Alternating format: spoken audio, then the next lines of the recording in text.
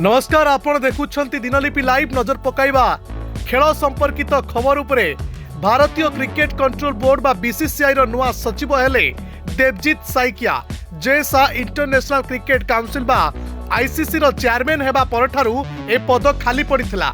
जयसा दीर्घ 5 वर्ष धरी ए पदरे रहिथिले। अवश्य देवजीत साइकिया कार्यवाही सचिव नियुक्ति करा जाइछि। वर्तमान बोर्ड रे जॉइंट सेक्रेटरी पदरे रहिछंती।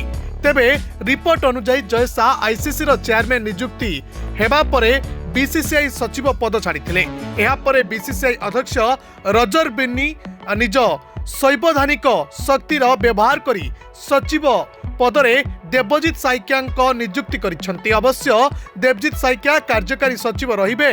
से 2025 रे सेप्टेम्बर रे सुधा अर्थात प्राय 10 मास पर्यंत बीसीसीआई रो सचिव पदरे रही पारंती। एहा सह से आईसीसी बोर्ड रे मध्य बीसीसीआई रो प्रतिनिधित्व करि पारंती। देवजीत भारत तरफरु क्रिकेट खेली नांती, किंतु से फर्स्ट क्लास क्रिकेटर रही सारिछंती। से आसाम पई रणजी ट्रॉफी खेलिछंती, जेउतरे से विकेट कीपर बैटर भूमिका रहिथिले। देवजीत मिडिल ऑर्डर बैटिंग पई मध्य परिचित। आसाम रो देवजीत वर्तमान बीसीसीआई रो जॉइंट सेक्रेटरी भाबरे अछंती। देवजीत पेशार जने वकील। बीसीसीआई रे जोग देबा पूर्वरु से आसाम क्रिकेट एसोसिएशन मध्य सचिव पदरे नियोजित थिले।